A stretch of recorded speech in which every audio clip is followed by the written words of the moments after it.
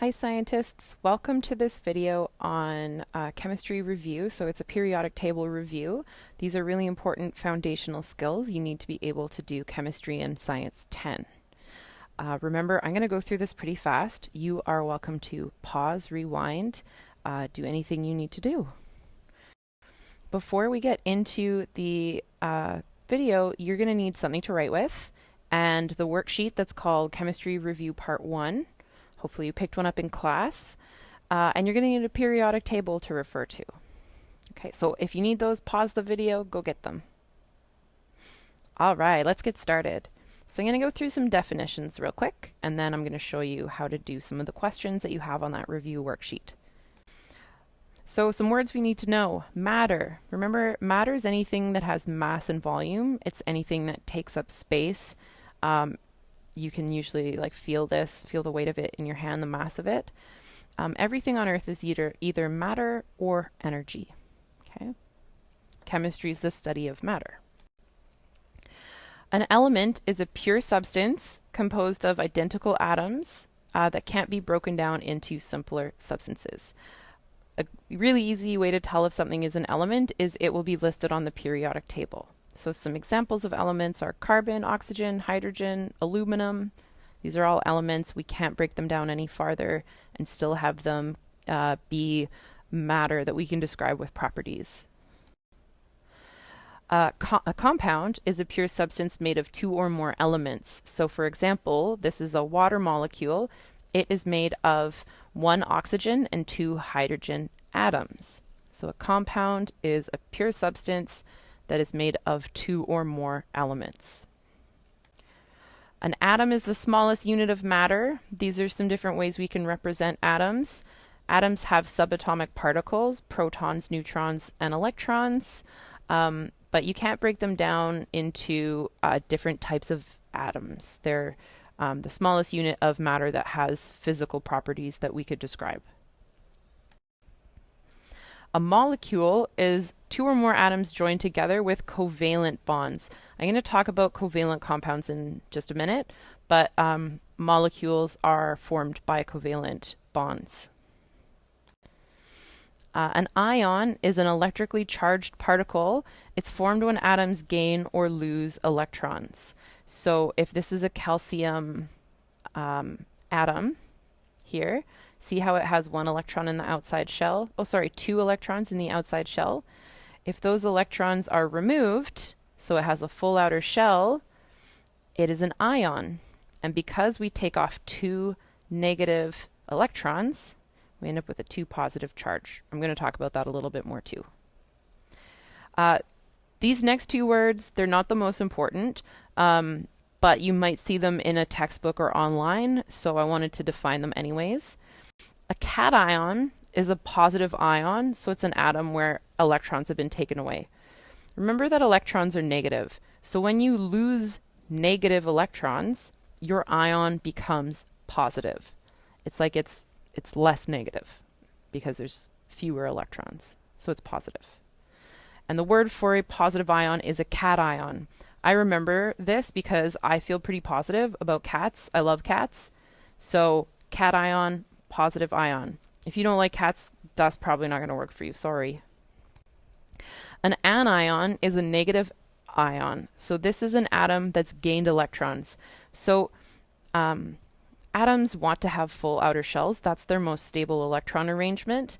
So here you can see that fluorine has one spot because that second shell can hold 8 electrons. We're going to go over that too. Don't worry. So if you put one more electron there to make it an ion, that fluorine becomes negative, right? More electrons is more negative charges, so it's negative. Okay? Again, cation and anion are not the most important words, but I just wanted to let you know what they mean in case you see them out in the world. Valence electrons are special electrons that are in the outside shell of an atom. Okay, so here's one. This is a Bohr diagram. We're going to review Bohr diagrams too. So see how there's an electron in the outside shell. We're also going to learn about Lewis diagrams, and it would be drawn like this. Don't worry about it yet. So valence electrons are electrons in the outside shell of an atom or an ion, and they're the only electrons that make bonds. All the other ones stay as they are. Okay, there's two kinds of compounds, and the difference between these compounds is quite important. There's ionic compounds and covalent compounds. Now you might have noticed that the word ionic has ion in it. So that's because it's made of positive and negative ions. Okay, it's made of those charged particles, not atoms, but ions. And they're held together by electrostatic attraction. That's just a fancy way of saying they're kind of like magnets. They would just stick together. Okay. So here you have a calcium, and it is electrostatically attracted to these two negative fluorines. It's cut off a bit, but it would say 2 positive. To balance out that positive 2 charge, you need 2 negative ions. Here's another way of drawing it with sodium and chlorine. This electron transfers from the sodium to the chlorine, and it makes a ionic compound. Again, we're going to go through that again, so don't worry about it. This is just an intro. Covalent compounds are made by only nonmetals. Actually, that's something I should say here. So I should have said in the previous slide. Ionic compounds are made of one metal and one nonmetal. Covalent compounds are made of only nonmetal elements that are joined together when they share electrons. So see down here, these are being shared. These are being shared. In a Lewis diagram, we'll draw a line. Again, we'll do Lewis diagrams in the next video, so don't worry about it.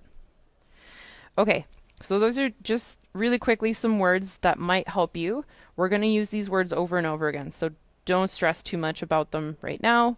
It's good for you to have the definitions. All right, so just a little review of what an atom looks like. You can draw it a couple different ways. A lot of the times we see it like this because it's easier to draw, with the nucleus where protons and neutrons are in the middle.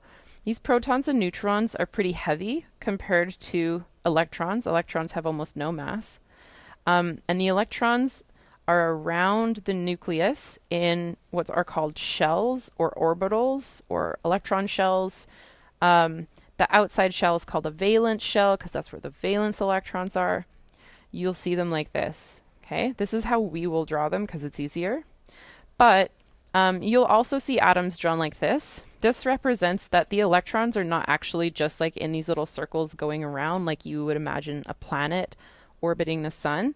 The electrons exist in like actually clouds 3-dimensionally around the nucleus. So imagine instead of like a sun with planets going around it, imagine a gobstopper where you have a center and then these shells building up around it, and the shells are 3-dimensional. They're all around that nucleus in the middle. Okay, so this is what an atom looks like. Okay, let's talk about your new best friend, the periodic table. You're going to get one of these in class, and you're going to need it all the time for this unit. Okay, so let's get familiar with it. So remember, over on the left-hand side are metals, actually all the way up to these stairs. These stairs, they're the boundary between metals and non-metals. So everything on this side of the stairs is a metal. Everything on this side of the stairs is a non-metal, and there's a little reminder at the top for you. Now these ones right along the stairs are actually something called metalloids or semi-metals. They show properties of both metals and non-metals, so once in a while you might see one of these in a covalent bond. Don't worry about it. These are weirdos. Don't worry about it for Science 10. You'll learn about them a little bit later if you continue with chemistry. Okay, so metals are over here, non-metals are over here. Okay, there's a little key up here for you to remember what all these numbers mean. So in the top corner is the atomic number. This is also the number of protons in the atom. Okay, so for all titanium atoms have 22 protons. Okay, underneath it is the symbol. It's just a 1 or 2 or occasionally 3-letter way of a short form of representing that element.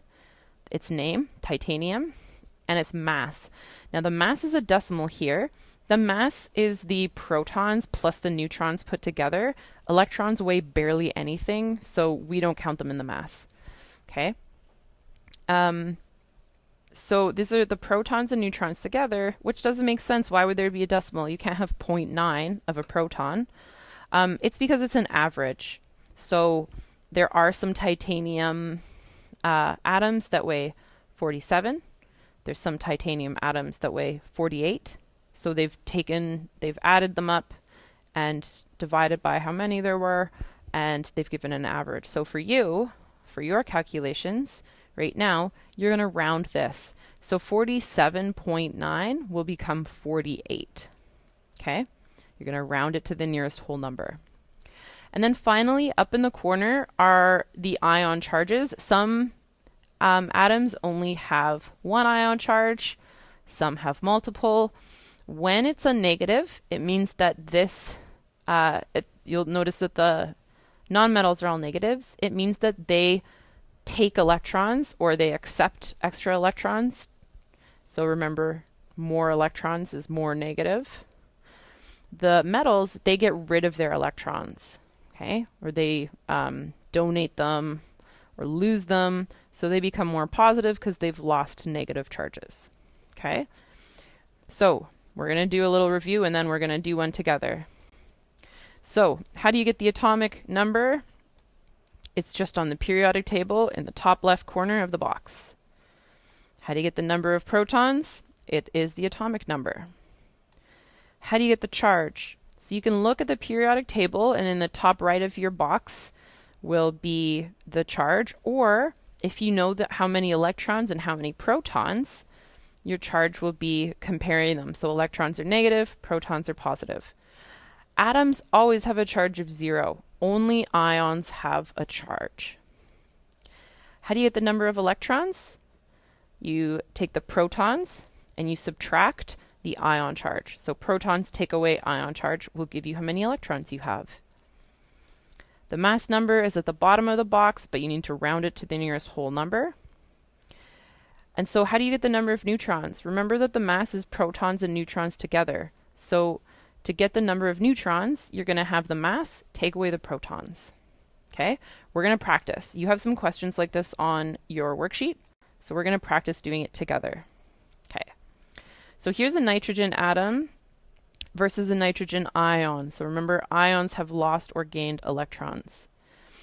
I have my box from the periodic table. I just copied and pasted the nitrogen one here for us.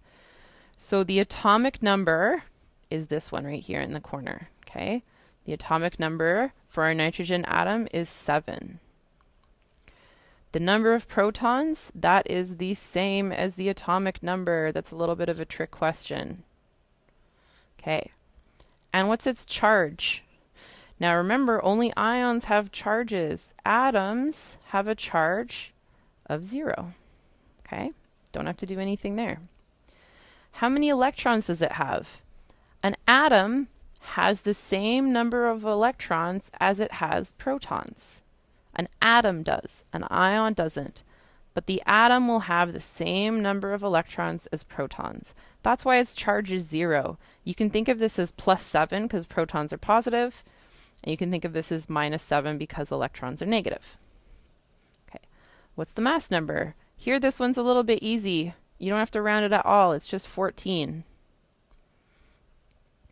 And the number of neutrons is going to be my mass number, so 14, minus 7.